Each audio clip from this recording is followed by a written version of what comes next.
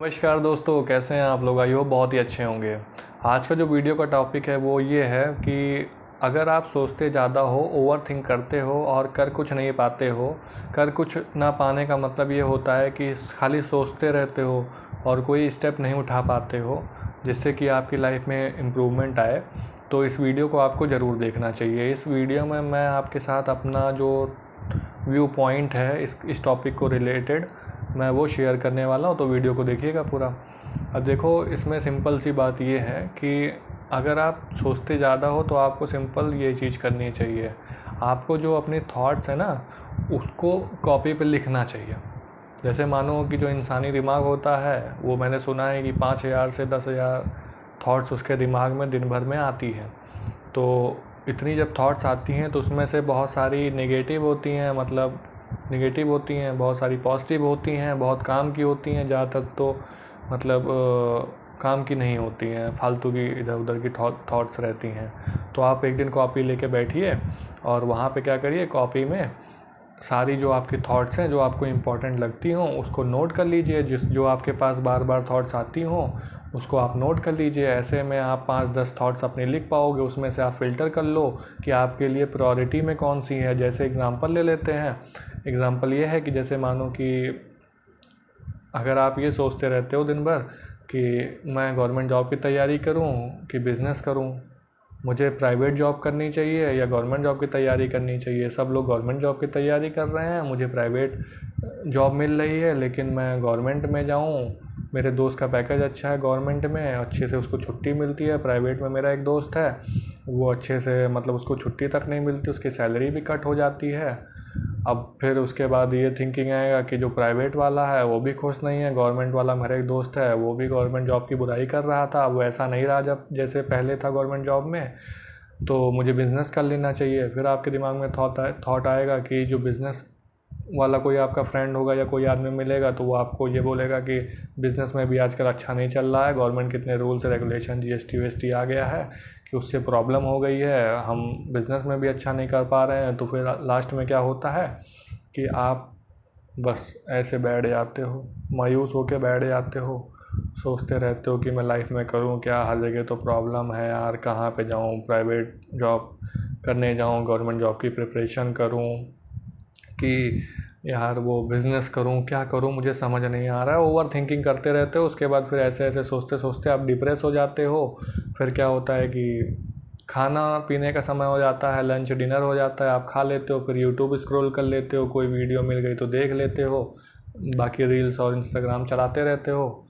उसके बाद फिर कोई उसमें कुछ पॉजिटिव बता देता है तो 1-2 दिन मोटिवेट रहते हो, फिर से आराम से सो जाते हो। ऐसे ऐसे करके आपका दिन पास होता है। तो इसमें आपको क्या करना चाहिए, एक कॉपी लेनी चाहिए, आपको बैठना चाहिए और आपको जैसे लग रहा है कि गवर्नमेंट जॉब की मुझे तैयारी करनी है, प्राइवेट जॉब की तैयारी करनी है, प्राइवेट जॉब कर लेनी चाहिए, गवर्नमेंट जॉब की तैयारी कर लूँ कि बिज़नेस कर लूँ, ये तीनों पॉइंट आप लिख लो।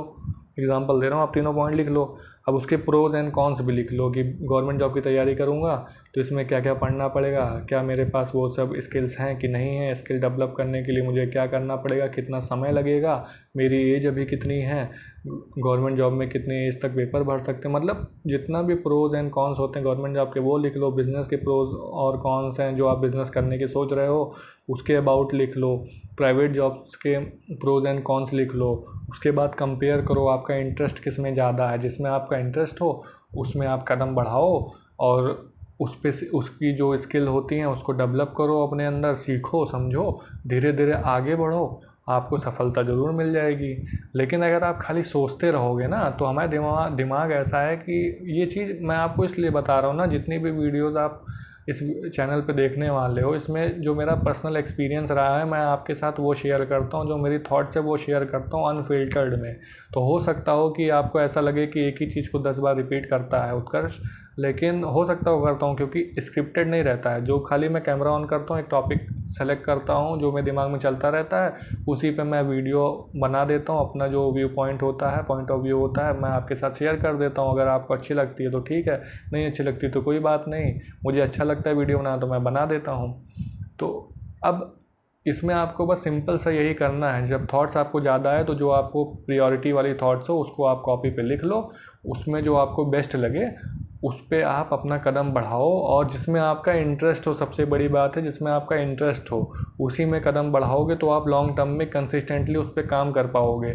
अगर फैमिली के प्रेशर में आओगे, सोसाइटी के प्रेशर में आओगे, फ्रेंड्स के प्रेशर में आओगे, दूसरे का देखी देखा करोगे, रैट रेस में फंसोगे तो कुछ नहीं होने वाला है। आपको जो करना है उसके लिए पूरा सॉलिड प्लान बनाओ, उस पर काम करना स्टार्ट करो और लिखा करो, अपने प्लान को लिखो। जैसे मान लो आप एक सेलेक्ट कर लिए कि आपको बिज़नेस करना है, फिर बिज़नेस में प्रोज हैं कॉन्स हैं, फिर उसमें आप धंधा करने लगे, फिर बीच बीच में भी तकलीफ आएंगी, उसको कैसे स्ट्रगल को पार करना है उसके बारे में भी कॉपी में लिखो। तो लिखोगे जितना उतना क्लियरिटी आती है। जो अगर हम लोग नोटबुक में लिखते हैं, अपनी थॉट्स को लिखते हैं तो उससे हमें क्लियरिटी आती है।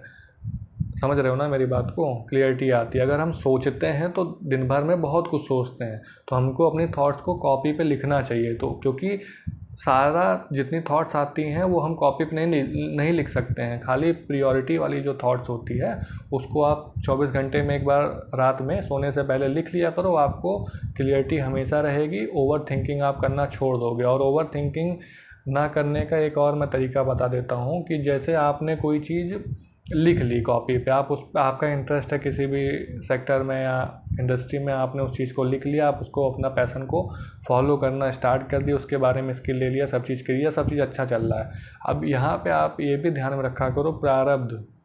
प्रारब्ध मतलब पिछले जन्म का जो हमारे कर्म होते हैं वो भी इस जन्म में हमको भुगतना होता है। मतलब उसका असर इस जन्म में रहता है। अगर हमारे कर्म अच्छे रहते तो हमको सफलता अच्छे मतलब जल्दी जल्दी मिलती है, हर चीज़ हमारे लाइफ में पॉजिटिव होती है। अगर हम कुछ कर्म बहुत ज़्यादा ख़राब किए रहते हैं तो हमको सफलता नहीं मिलती, बहुत स्ट्रगल करना पड़ता है।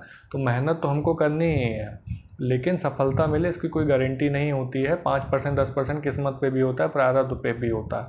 तो ये भी दिमाग में रखना है। तो उस हिसाब से हमको बैकअप भी लेके चलना होता है, काम भी करना होता है, जिससे कि हमको लाइफ में दिक्कत ना हो ज़्यादा। और अगर आप ये सोचोगे कि बिज़नेस अच्छा है, गवर्नमेंट जॉब अच्छी है, प्राइवेट जॉब अच्छी है, सब लोग वहाँ खुश हैं, मैं ही जो कर रहा हूँ उसी में बेकार हूँ, तो आप ऐसा गलत सोचते हो। हर चीज़ में हर आदमी दुखी है। बस कोई आदमी होता है एक्सप्रेसिव होता है, वो हर चीज़ आपको बता देता है। कोई आदमी होता है बताता नहीं है। जब दुख होता है तो वो छुपा के रखता है, जब खुशी होती है तो वो सबको बांटता है। और कुछ लोग होते हैं जब वो दुखी होते हैं तो भी ज़्यादा रोते हैं, मतलब लोगों से बताते हैं, जब खुश होते हैं तो भी ज़्यादा बताते हैं। तो ये सबका अपना अपना नेचर होता है। तो आप ये सोचना बंद करो, जो आप कर रहे हो वो बेस्ट है।